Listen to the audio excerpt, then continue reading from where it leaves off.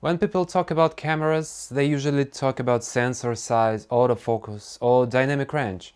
And all of that matters, but in real work, there is one thing that often decides whether a shot is even possible or not. For me, stabilization is not a feature, it's part of my workflow. I shoot handheld a lot. Reportage, travel, vertical videos for social media and even part of my dental work. Basically everything where it doesn't make sense to carry and set up a tripod. If I can shoot it handheld, I will shoot it handheld. Because it's faster, lighter and much more flexible in real situations.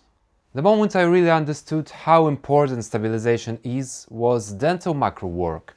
I shoot macro videos at 100 frames per second 4K very close to the subject.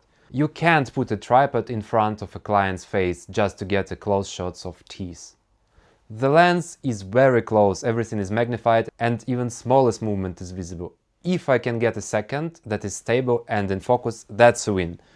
Because I can slow it down 4 times and still get usable footage.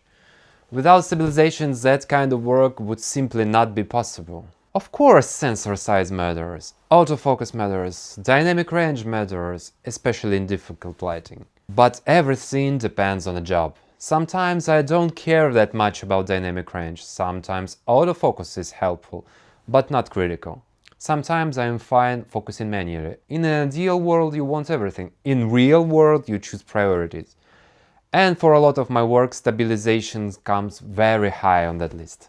Good stabilization gives me very practical advantages. Less gear to carry, less setup time, less physical fatigue. If I carry less, I get tired less, and that directly affects how well I work during the day. Stabilization doesn't just improve footage, it improves the whole process. Stabilization also allows me to use manual and vintage lenses handheld.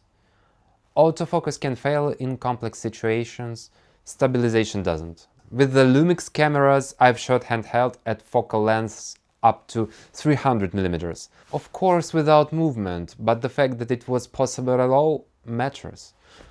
On cameras without proper IBIS, everything just starts to shake and float.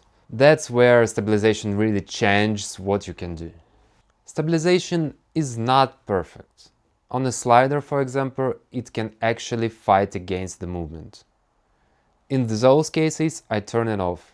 And for long interviews, I still use a tripod. Holding a camera for an hour is just unnecessary and exhausting.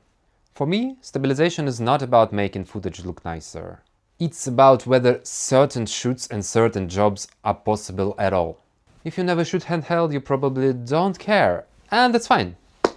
But if you do, stabilization becomes part of your workflow and not just another spec on the list.